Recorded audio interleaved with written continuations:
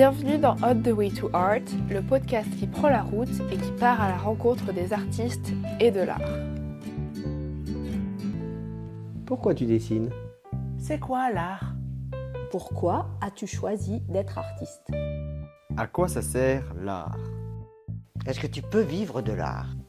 Et pourquoi moi ? Et pourquoi pas moi ?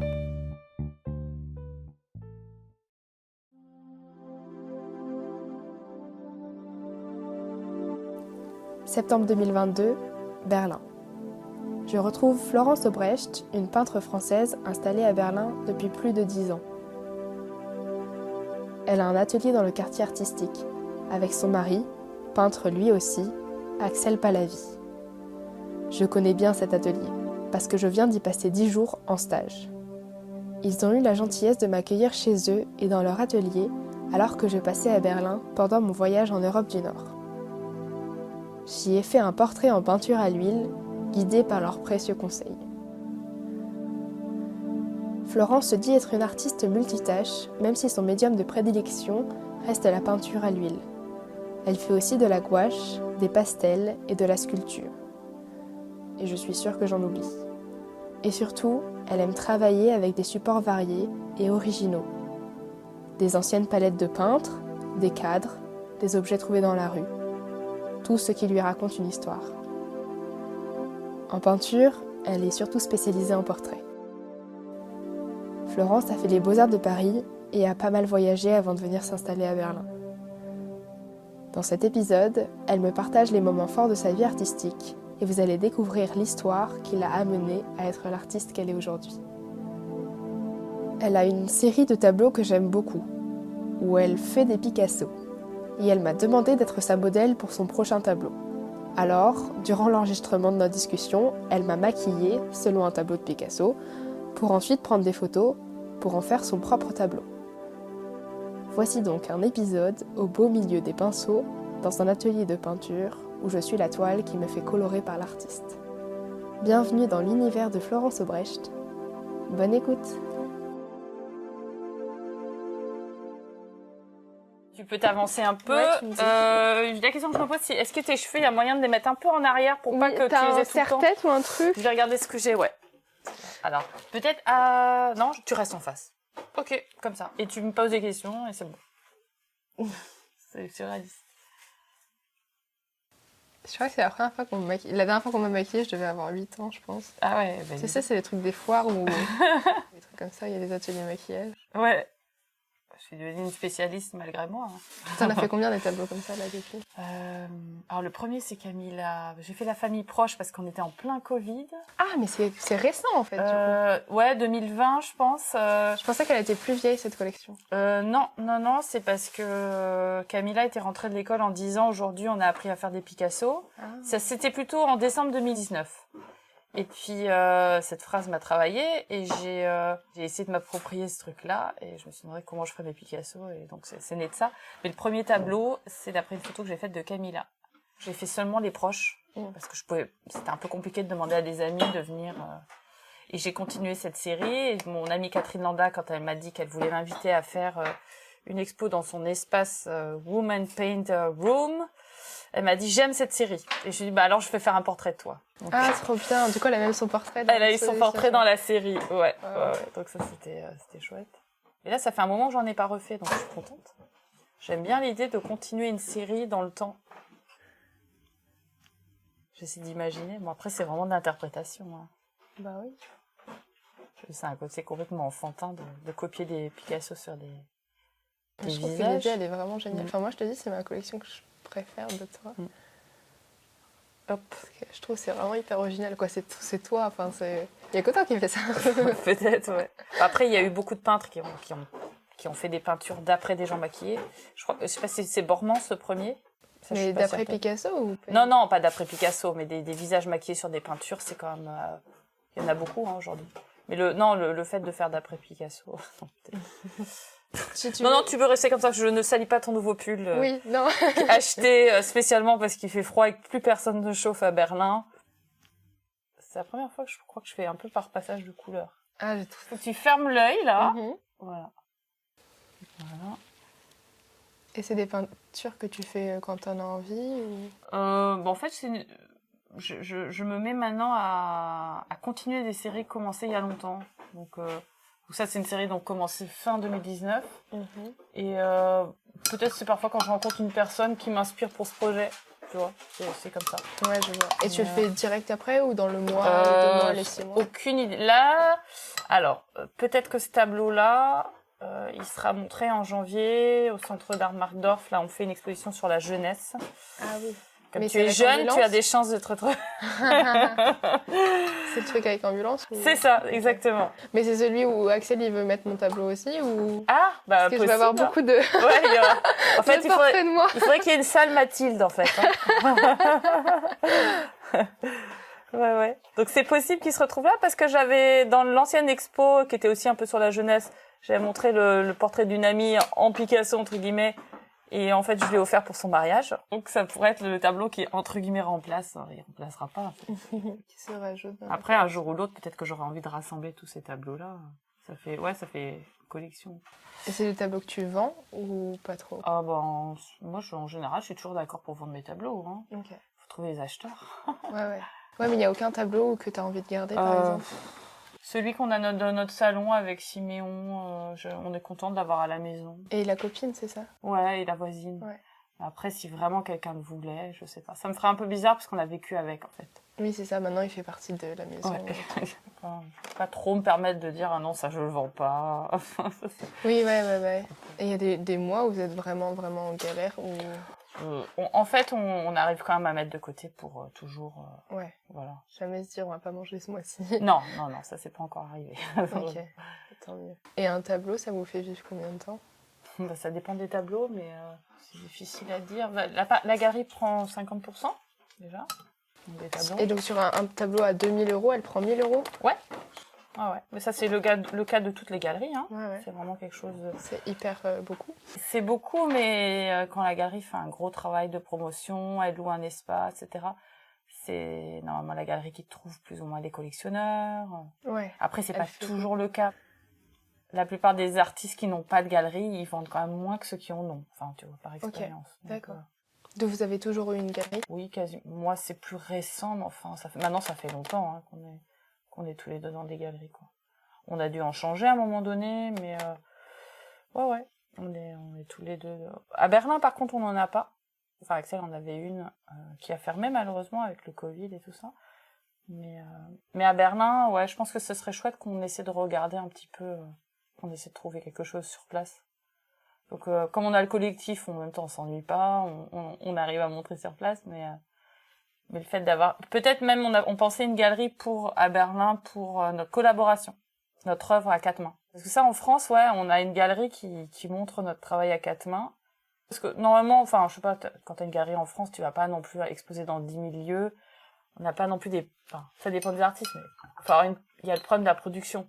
À un moment donné, si tu t'engages avec plein de galeries à faire plein d'expos, tu pourras pas rendre des tableaux. Enfin, tu pourras pas faire, ça c'est un vrai problème. Donc, faut aussi faire quelque chose qu'on peut vraiment tenir, en fait, hein. Donc, faut que tu fermes la bouche. Je remets un peu sur la bouche, hein. J'espère que ça va. Bon, je pense pas que ça a un goût particulier.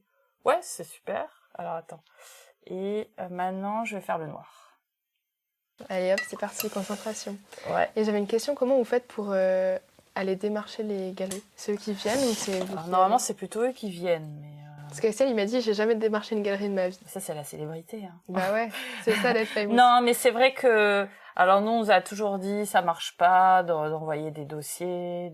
Il y a des gens pour qui ça marche, hein. Normalement, les gens viennent à toi parce qu'ils voient un peu ce que tu fais, quoi. Enfin, après, nous, ça fait très longtemps qu'on est dans le monde de la peinture française, tu vois. Donc, ici, on est un peu moins connus, même beaucoup moins, ça n'a rien à voir. Oui, des marchés, des galeries, en général, c'est plutôt quelqu'un, par exemple, un collectionneur qui parle de toi. Quand le collectionneur parle de toi, ça pourrait être aussi un engagement, si vous prenez cet artiste dans cette galerie, c'est possible que je prenne des pièces. Genre, c'est pas aussi simple que ça, mais ça peut être ça. Mais je pense que tout ça, c'est très variable, en fait. Mais du coup, les collectionneurs, ils ont un poids énorme pour vous.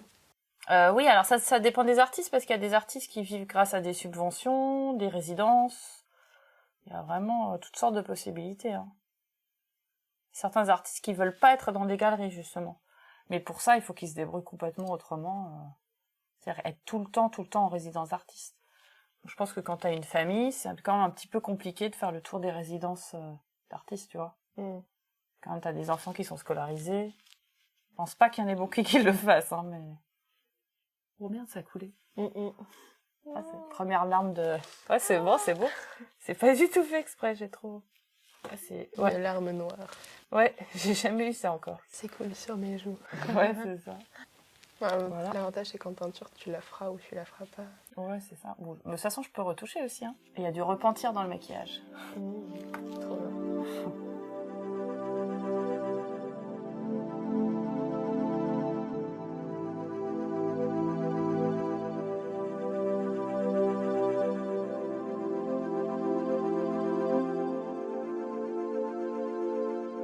Pourquoi tu as choisi la peinture ?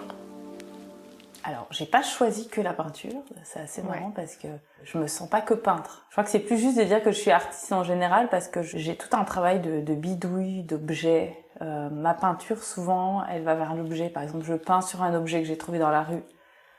Par exemple, j'avais trouvé une palette dans la rue à Nice, quasiment dans les poubelles, et j'ai décidé au début de la garder parce que l'objet était beau, et puis finalement...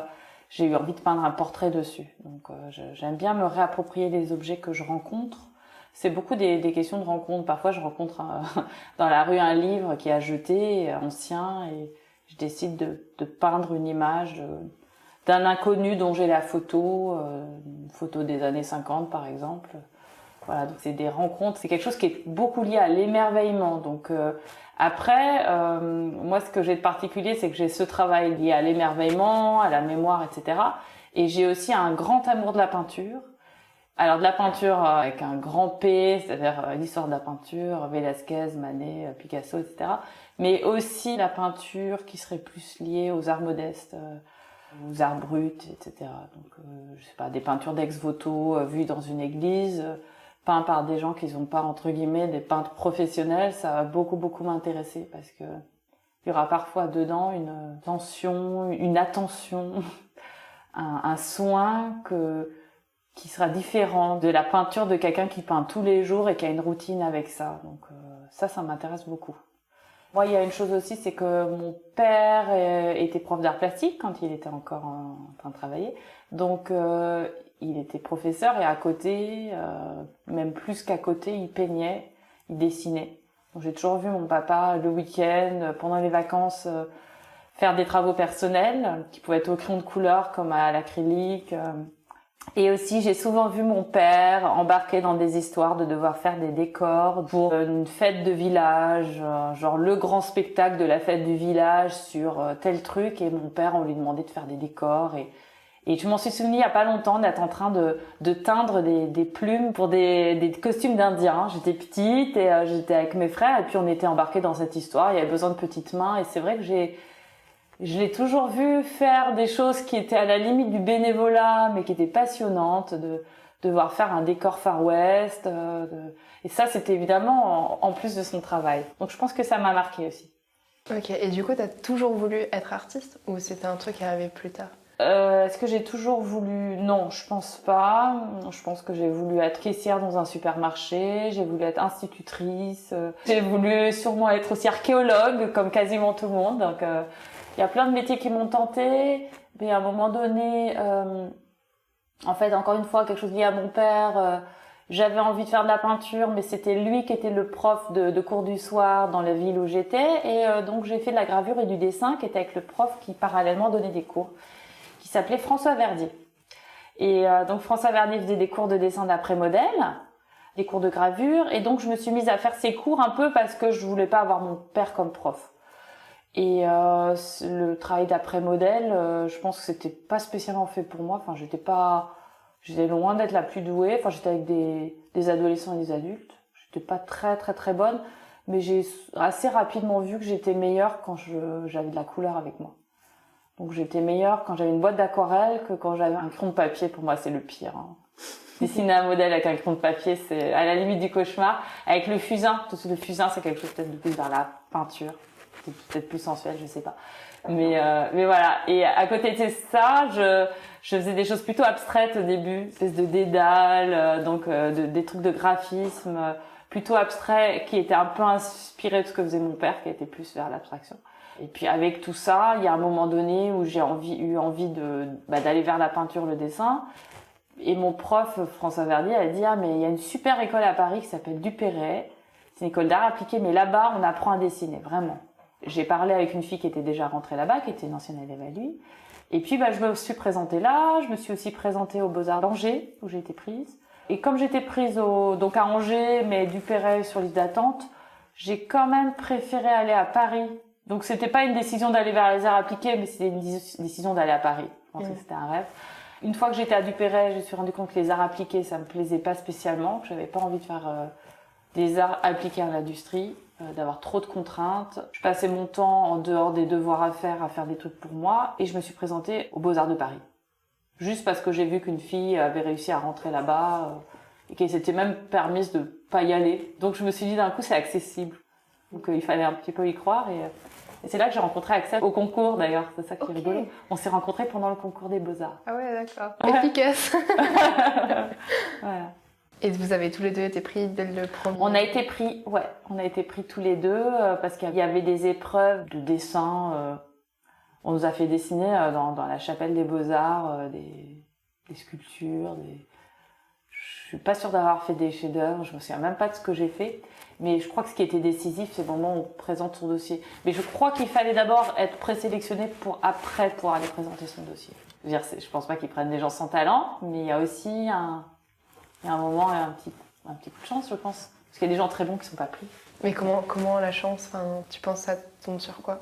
Que le jury soit sensible à ce que tu lui montres et ce que tu lui racontes. C'est là qu'il y a aussi de la chance. Donc une grande chance, et puis une fois qu'on est pris, c'est vrai que c'est une opportunité extraordinaire, les Beaux-Arts de Paris. Tu as accès à toutes sortes de... Bon, déjà, évidemment, les professeurs, qui sont des artistes incroyables. On avait Claude Viala, Christian Boltanski, Joël Kermarek, Bernard Pifaretti, Vladimir Velikovic, évidemment, avec qui j'ai passé mon diplôme à la fin. Il y avait Bustamante.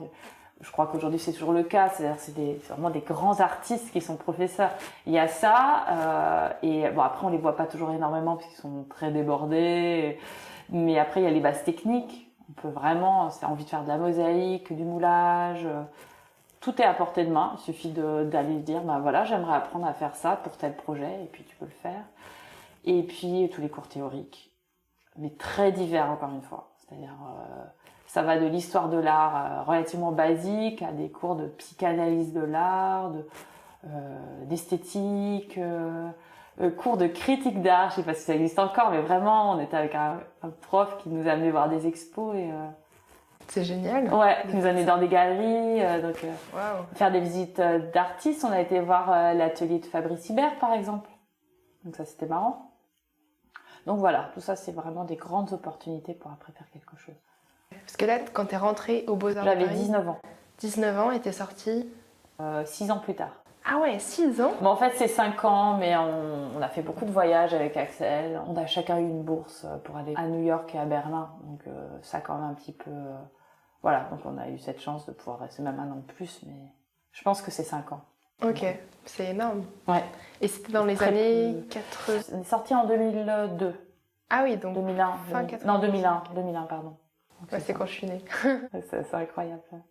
Et après, vous êtes allée en Bulgarie En Bulgarie, parce qu'en fait, on y avait été à l'occasion d'un voyage et on avait envie d'y retourner et on a trouvé une bourse qui nous a permis d'aller là-bas. La bourse bilatérale d'études et de recherche Égide. C'est en allant à l'ambassade de Bulgarie à Paris qu'on a carrément demandé, on veut aller en Bulgarie, qu'est-ce qu'on peut faire? L'attaché culturel gentiment nous a dit, il y a Égide, on a présenté le truc, on a été pris. Et puis là-bas, on a eu la chance d'être dans l'atelier de Svetlin Rousseff et de Desislava Milcheva, qui sont des très très très grands dessinateurs. On était dans des ateliers vraiment à l'ancienne, avec un modèle toute la journée, qui posait, des poses qui duraient plusieurs semaines parfois. Beaucoup de contraintes, etc. Donc c'était intéressant. Et la peinture à l'huile Dessin, peinture à l'huile. Alors les élèves, ils travaillaient souvent à l'huile, mais alors, avec très peu de couleurs, mais franchement par économie, parce que aussi il n'y avait pas beaucoup de sous, et ils travaillaient sur du papier craft tendu sur des châssis. Ça veut dire qu'ils avaient un châssis dans l'année, et ils tendaient du papier craft sur quasiment le même format. Et à chaque fois, alors est-ce qu'il y avait la toile dessous? Je me souviens pas, j'avoue. Mais ça faisait qu'après, tu avais un rouleau de papier craft avec des peintures. Alors, il y en a qui avaient des chefs-d'œuvre qui étaient roulés, peints sur du craft, alors que ça aurait pu être peint sur une belle toile. Et vous aussi, vous peignez sur craft du coup? Plus ou moins, hein. Je pense qu'on a fait les deux. On a fait les deux. Alors moi qui suis plutôt coloriste, pour moi c'était une souffrance parce qu'on peignait avec un noir, un blanc, un ocre jaune, un outre-mer. Un ocre rouge, j'imagine.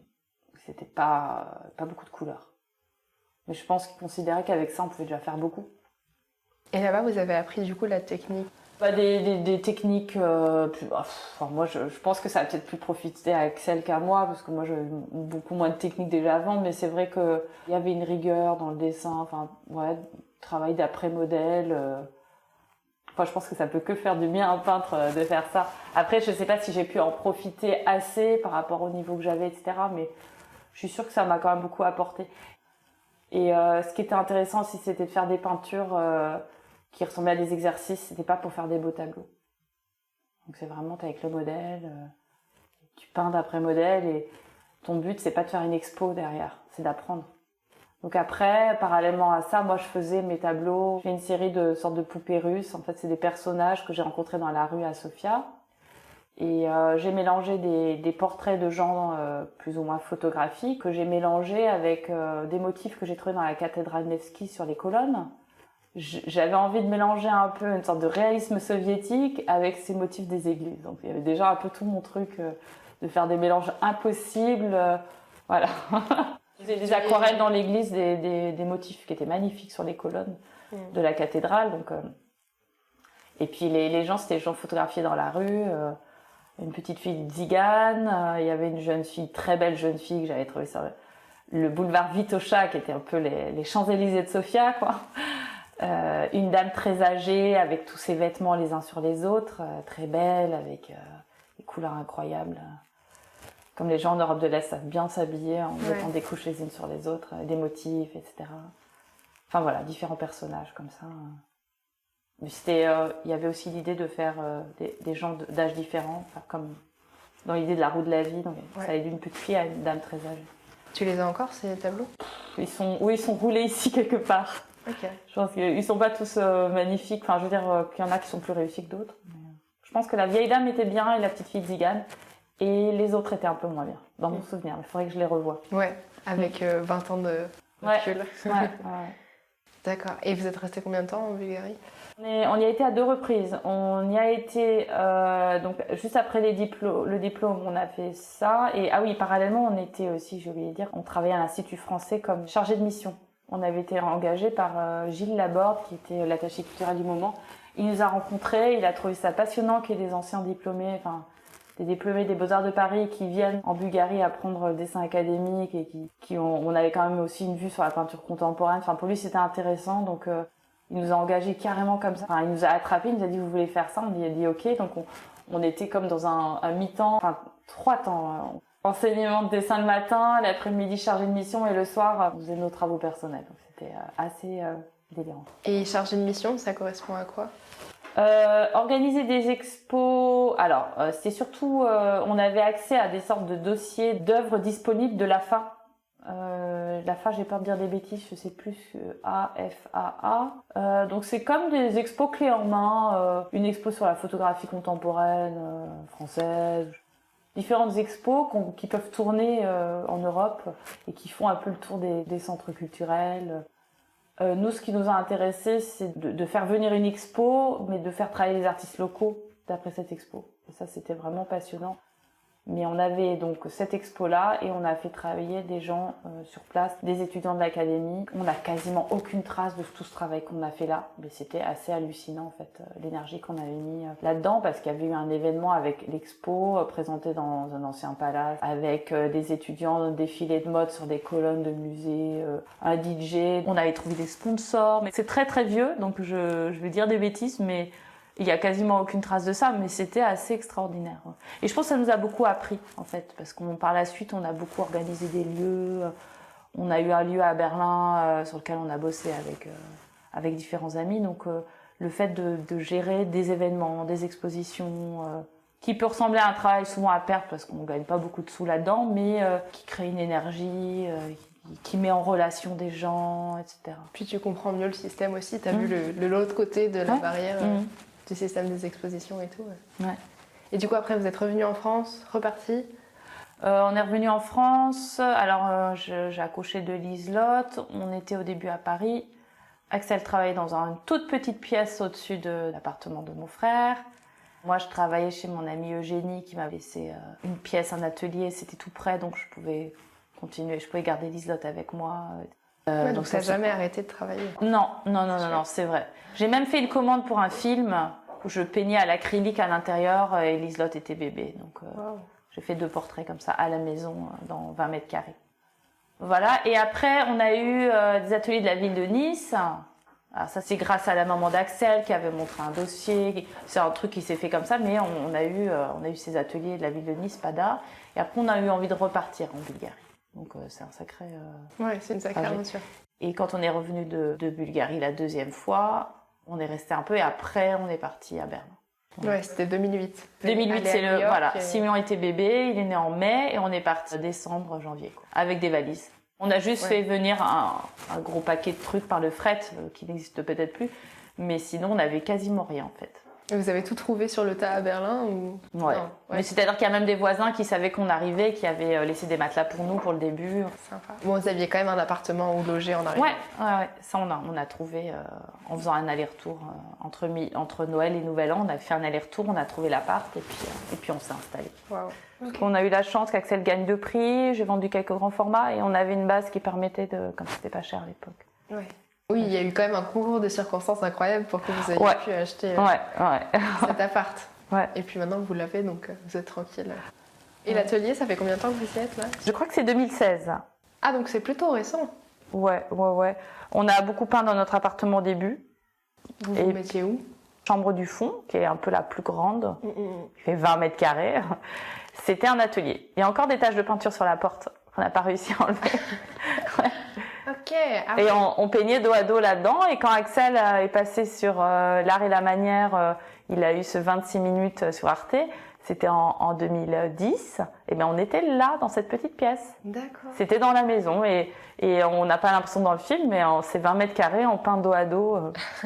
Ça allait très bien. Bah ouais. Et pourquoi vous avez décidé de bouger Entre-temps, on a une amie qui nous a proposé de partager son atelier parce qu'elle avait quelqu'un qui était parti. C'est Suzanne Young, c'est une peintre et céramiste, peintre abstraite, qui est d'ailleurs, si on avait eu un peu de temps, je t'aurais amené la voir aussi, elle n'est pas très très loin. Et c'était un très très bel atelier avec des verrières. Donc on a partagé cet atelier-là avec elle, c'était vraiment un beau moment. À un moment donné, les prix ont beaucoup augmenté, le loyer de l'atelier a augmenté beaucoup aussi, les charges, les machins. Et on s'était dit peut-être qu'on va s'installer à Leipzig. Leipzig, c'est pas si loin, c'est l'Allemagne, mais... Voilà, c'était une idée. Moi, j'ai une amie qui m'a dit qu'elle voulait tellement qu'on reste à Berlin qu'elle a demandé à son compagnon, qui est architecte, s'il pouvait nous trouver quelque chose.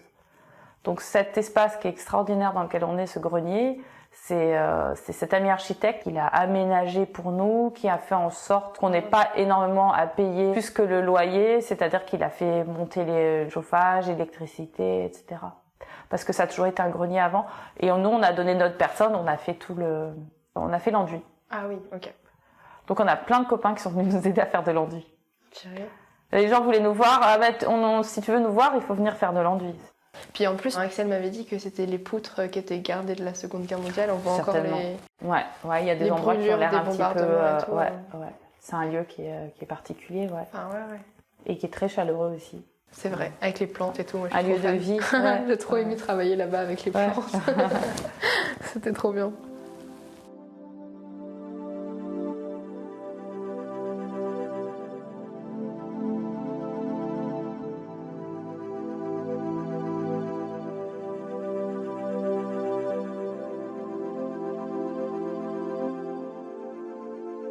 Et du coup, depuis, donc, vous avez plein d'expos, plein de galeries, etc.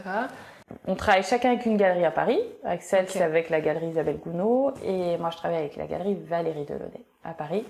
Et on travaille aussi avec une galerie à Montpellier qui s'appelle Samir et Candy. On montre des tableaux à 4 mains, là, le mois prochain, on vient de faire. Là, c'est exclusivement 4 mains. Ouais, enfin, ça s'est un peu fait comme ça. C'est-à-dire que nous, on a pensé que c'était bien que ce soit les 4 mains, là. Du coup, tu peux m'expliquer vite fait ce que c'est Le travail à 4 mains, alors, en fait, on travaille vraiment à tour de rôle sur les mêmes tableaux, avec un temps qui est le même chacun. Et on a un protocole très particulier de couleurs que tu connais un petit peu. Ça, c'est Axel. Voilà. C'est le côté réglo. Voilà. Et c'est super pour un travail à 4 mains parce qu'on a cette palette commune qui fait que ça fait un lien entre nos mains. Ouais. Donc on travaille avec la même palette à peu près au même moment. Et au moment où on se dit, bon, bah là c'est bon pour celle-là, on va rajouter des couleurs. Donc on le décide ensemble. Il n'y a pas de problème, c'est-à-dire qu'on n'est pas en train de se dire je vais détruire le travail de l'autre. En fait, à chaque fois, c'est un ajout en fait. Et c'est assez marrant parce que c'est une peinture où il n'y a pas notre identité à chacun, donc ça nous échappe. Ça nous fait presque des vacances par rapport à notre propre travail. C'est un truc en plus. C'est ni l'un ni l'autre, c'est les deux, donc c'est quelque chose complètement à part. Quand tu peins dessus, ta sensation est différente que quand tu peins tes propres tableaux? Je sais pas. Je peux pas tellement le dire en fait. C'est devenu quelque chose de naturel parce que cette pratique, on l'a pas tout le temps.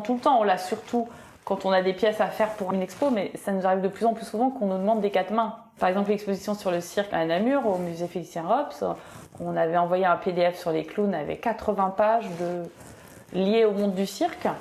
Il y avait la partie Axel Pahlavi, la partie Florence Aubrèche et la partie Florence Aubrèche Axel Pahlavi. Et ils ont dit, bah nous, c'est ça qu'on veut. On a eu envie de travailler d'après Rops à 4 mains. Mais la sensation, je sais pas comment dire, mais c'est devenu très naturel en fait de travailler sur ces tableaux-là. Il y en a toujours un sur le feu en fait. Mais là, particulièrement quand il y a une expo qui se prépare, à 2, ouais, c'est chouette, c'est amusant.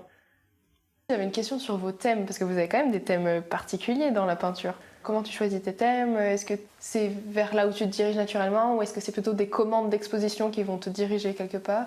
Ça c'est difficile. Moi, j'ai pas l'impression de choisir un thème. En fait, les trucs, comme tu dis, ça vient complètement naturellement. Donc, c'est beaucoup lié à ce que je vis, ce que je rencontre, à un objet que je rencontre, une photo que je fais de ma fille, mais pas du tout en pensant faire une peinture. Et d'un coup, je me dis, c'est vraiment ça. C'est des choses comme ça, en fait. Donc, après, il y a des thèmes récurrents, il y a des choses qui reviennent tout le temps. Mais j'ai jamais eu ce truc de panne d'inspiration. Qu'est-ce que je vais faire? Au contraire, j'ai beaucoup trop d'images qui m'intéressent et il faut faire beaucoup de ménage pour pouvoir me dire qu'est-ce que je vais vraiment faire. Mais c'est vrai que il y a des séries qui sont nées il y a longtemps et que j'aime bien continuer dans le temps, comme Les Gymnastes. En 2005 que j'ai commencé avec ça, j'en ai fait sur 2 ans. Et puis là, il y a quelques années, j'ai eu envie de reprendre cette série. Donc je trouve que c'est très amusant parce que t'es plus le même peintre, t'as plus les mêmes années à photographier. Entre la lumière de Sophia dehors et là, la lumière de l'atelier, je vais pas avoir les mêmes ombres. Est-ce que les personnages ils vieillissent avec moi ou pas? Il y a tout ça. Donc ça m'intéresse de continuer. Comme l'affaire de la palette, j'aime bien aussi les mauvaises idées j'ai peint une fois sur une palette, ça a donné un tableau très intéressant. Après, je me suis dit, bon, je vais quand même pas en refaire. Mais après, j'ai un copain, Franz, qui m'apporte des palettes parce qu'il voit que je peins sur des palettes. Et je me dis, non, quand même. Et puis finalement, je me dis, si. En fait, cette mauvaise idée de continuer sur les palettes, j'aime bien réaliser des mauvaises idées. Pourquoi tu dis que c'est une mauvaise idée? C'est-à-dire que parfois, quand on fait quelque chose une première fois, il y a une sorte d'état de grâce, il y a un coup de chance. Et quand on veut le refaire, ça peut être un peu difficile. J'en parle dans mon interview avec Thomas Lévillane. Ouais. Si tu l'entends, je parle de ce truc-là. Et en fait, je trouve qu'il se passe toujours autre chose, même quand tu continues à faire la même chose. Donc là, je vais travailler sur une palette qui appartient au papa de Ronan Barrault, qui est un très grand peintre. Son papa aussi, d'ailleurs. Ça m'intéresse de faire une nature morte que j'ai vue dans son atelier, que je vais peindre sur sa palette. Donc c'est des concentrés d'histoire, quoi. Ouais, une mise en abîme maximale. Comment tu l'as récupérée, la palette? J'étais dans son atelier, il y a Ronan qui nous invite chez ses parents cet été, vraiment une émotion esthétique extraordinaire dans ce lieu. Et puis je vois qu'il a plein de palettes hyper belles qui sont dans un coin, il y en a une qui était brûlée, et je lui ai demandé si je pouvais la prendre, il m'a dit oui. Et j'ai fait des photos de son atelier aussi, donc on va voir, je sais pas du tout ce que ça va donner. Ah mais c'est chouette, c'est trop bien. Moi j'adore ton idée des palettes, là j'adore celui d'Axel là que tu vas garder. Enfin celle-là tu n'as pas prévu de la vendre, on est d'accord, c'est un des trucs que tu as envie de garder quand même. Oh, pas forcément. Pas forcément? Bon, je suis contente. Ouais. Pas de problème, hein. Et est-ce que tu as des tableaux complètement ovnis, c'est-à-dire qui sont tout seuls au milieu de aucun thème, aucune collection, rien? Moi, j'ai l'impression qu'ils se rattachent toujours à quelque chose. Ouais, parce qu'il y a des trucs... Bon, les gymnastes, c'est pas la série que je développe le plus, mais il y a ça. Il y a le côté folklore, il y a le côté peinture-objet, il y a le côté surtout portrait. Donc, est-ce qu'il y a des trucs qui se rattachent à rien? Il faudrait que je réfléchisse, mais souvent ça part d'un côté ou de l'autre, vers l'objet ou le portrait. Oui, tu peux toujours les glisser. J'ai l'impression, mais il faudrait que je trouve. Et est-ce que tu peux me parler juste un tout petit peu de Ambulance? Qu'est-ce que c'est? Pourquoi? Comment c'est arrivé? Ambulance. Ça prend quand même une grosse partie de votre vie en ce moment. Ouais. Oh, c'est par moment, hein. Et alors, ce qui est marrant, c'est que donc, on a un groupe d'artistes, on est tous très très occupés par nos propres projets, mais on arrive à trouver ce temps, sûrement parce qu'on s'entend bien. En fait, c'était en décembre 2020, c'était le pire moment pour faire de l'art et pour l'exposer, parce que tout était fermé à cause du Covid. Et je ne sais pas trop comment l'idée m'est venue, surtout qu'avant, on avait un lieu d'expo qui avait fermé depuis 2-3 ans, qui s'appelait Ventilator. Et j'ai eu envie de faire quelque chose de collectif et j'en ai parlé à Axel. Je lui ai dit, écoute, ce serait bien de faire un collectif. Et puis, j'envoie un email à 8 personnes, 8 artistes dont j'aime vraiment beaucoup le travail et à qui je pense que je peux le demander parce que des artistes dont j'aime le travail, il y en a une centaine à Berlin. Mais là, des gens que je sens capables de s'investir dans un projet comme ça. Que tu connaissais déjà personnellement ou Donc, pas? Oui. Stenichka et Catherine Landa, elles ont déjà un collectif lié aux femmes peintres entre Berlin et Leipzig qui s'appelle le MNV. Déjà, bon, j'aime beaucoup ce qu'elles font toutes les deux. Et puis, je sais qu'elles sont capables de faire des choses dans un esprit de collectif. J'ai demandé à Woody et Alexei, un couple d'artistes qui sont pas très loin dans le quartier. Donc, elle est chinoise, il est ukrainien. Ils ont un art que j'aime énormément. Très différent. Ouais, c'est ça. J'ai demandé à Michel Castegnier, qui est un artiste rencontré un peu plus récemment, que j'aime énormément en tant que personne et dont j'aime beaucoup l'univers. Et je le disais il y a 2 jours, il apporte un truc incroyable. Sans lui, le collectif ne serait pas ce qu'il est. Parce qu'il apporte beaucoup plus de légèreté à l'ensemble. Sinon, ça ferait un peu un collectif d'artistes qui font des tableaux figuratifs où ils passent beaucoup de temps. Et là, d'un coup, non, ça s'envole vers autre chose. Et donc, c'est vraiment super. On a tous des particularités. Évidemment, Axel, Axel, c'était évidemment la première personne à qui j'en ai parlé. Mais voilà, donc on est 7. Ah oui, et j'ai demandé à Mathieu Bourrel, qui est un collagiste, qui au début nous a trouvé le nom du collectif. Il s'est investi pour chercher un logo, etc. Mais il a vu qu'il n'avait pas le temps. Parce que lui, il fait des collages pour des grands magazines, des grands journaux. Je pense que faire ça à côté, c'était très difficile. Donc très vite, il nous a fait comprendre qu'il n'y arriverait pas. Et puis, donc on était 8, on est 7, et puis on est resté comme ça. Parce que c'est déjà pas mal de gérer 7 personnes. Et puis plein de nationalités différentes. Ouais, donc c'est l'anglais qui a pris le dessus, parce qu'il y a 2 personnes qui parlent moins bien allemand. Et du coup, Ambulance, donc c'est le copain qui est parti qui a trouvé le... Ouais, avec les 2 A. Comme il est collagiste, il a dit, mais Ambulance avec 2 A. Il y en a un qui a dit le mot ambulance. On était parti dans des noms qui finissent par Hans, Reagens, plein de trucs en Hans. Et là, d'un coup, Alexei, il dit ambulance. Après, il dit non, mais c'est idiot, ambulance, tu notes sur Google, tu vas tomber que sur des entreprises d'ambulance. Et là, Mathieu Bourrel dit ambulance avec 2 A. Et on a dit oui. Et pourquoi 2A? C'est le côté dada, le côté, Okay. C'est un collage. C'est comme si on avait rajouté une lettre, comme un collage. Et puis ambulante, c'est parce qu'on était en temps de pandémie. Ouais, c'est plutôt approprié. Voilà, et puis on se fait passer pour des sauveurs un peu. On sauve le monde avec notre art, voilà. C'est un peu une blague. Hein. C'est une grosse blague, mais il y a un peu de ce truc de se dire on va quand même continuer à faire quelque chose. Bah ouais, tu m'as expliqué les affiches que vous mettiez sauvagement dans la rue au milieu du Covid, ou sorties la nuit pour les placarder. Voilà, ouais. Et là, ça devient un peu plus sérieux, donc c'est bien aussi. Et sérieux, dans quel sens? On expose dans un centre d'art, on a un budget, on a quelqu'un qui va écrire un texte, voilà, les transports payés, ça change tout, quoi. Ouais. C'est un collectif qui commence à être vraiment reconnu à Berlin. Je sais pas s'il est reconnu à Berlin, mais je pense qu'on entend un peu parler de nous, et le fait que Catherine Landa fasse venir des personnes d'un centre d'art pour leur montrer une expo qu'on a fait ici et qui disent ah oui mais nous on veut la même, donc on va pas faire la même parce qu'on va montrer plus de pièces, mais c'est super. C'est avec le collectif l'expo sur la jeunesse. Oui. Donc on va approfondir. Notre exposition Future Flowers devient Back to the Future. Donc on s'amuse un peu. On verra. Trop bien. On est dedans là. On a des devoirs à faire. Et dernière petite question, après je te laisse tranquille. Tu dis que tu es une artiste tout-terrain, vous êtes des artistes tout-terrain, ça veut dire quoi? Ah, je sais pas pourquoi j'ai dit ça un jour. T'as dit ça tout le temps, tu dis tout le temps ça. Ah, parce que on met pas beaucoup de frontières entre notre pratique artistique et notre famille, par exemple.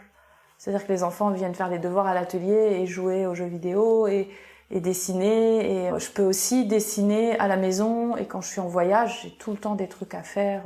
Axel, c'est pareil. On part en vacances, on a des tableaux dans notre valise à terminer. Et moi, j'aime cette pratique-là. C'est pas une punition de partir avec un tableau dans la valise. Au contraire, c'est génial de se dire qu'il y a certains trucs.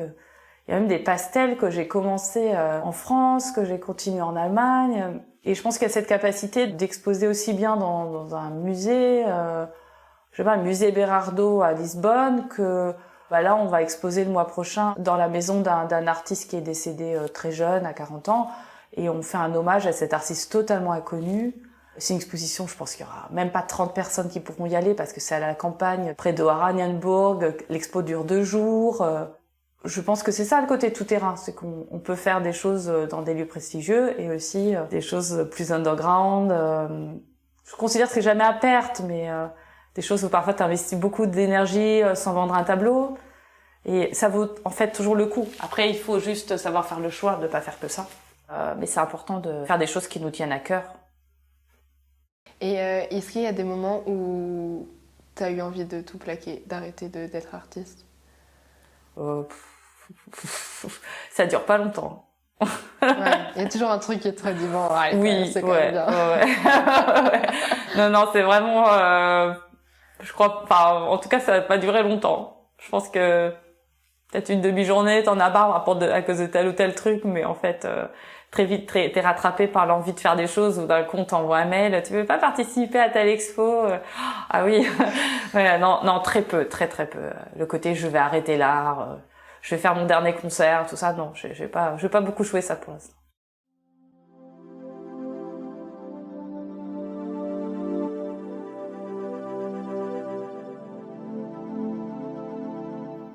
Alors, je me demande si ça vaut le coup que tu détaches tes cheveux ou pas.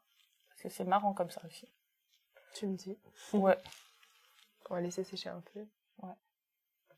Voilà. Tadam. Tadam. Ouais, je pense que c'est bien. Hein. Ouais, voilà, c'est bon. Cool. On va peut-être aller faire la photo à côté. Tu peux te voir dans la glace, même ici. Hein, là. Ah, c'est vachement beau. Waouh. Chouette, hein? C'est trop beau. Bon, on va aller à côté. Alors, ouais, déjà. Ouais, c'est assez beau dans cette lumière. Je trouve ça chouette. C'est marrant comme ça transforme le visage aussi. Hein.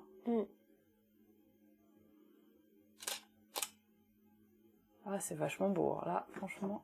Je vais essayer de... Alors, face, j'ai plus de mal à faire des portraits de face, mais... Alors, c'est toujours plus facile d'avoir un 3/4. Ça, tu le sais sûrement. Parce que ça fait plus de volume. Ouais. Tu vois. Et vers la phase de démaquillage, je peux mettre un certain temps. Ouais, c'est pas grave. C'est un peu la fin du rêve, la phase de démaquillage chaque fois. Que j'en ai plein des super, en tout cas.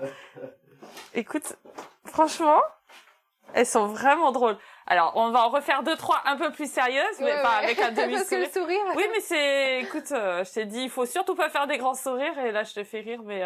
J'ai envie d'en faire une dernière. Allez, une dernière. Vu du dessus, je trouve ça beau aussi. Ouais, super. Trop bien. Bon, bah, merci. Ouais, merci à toi. Hein.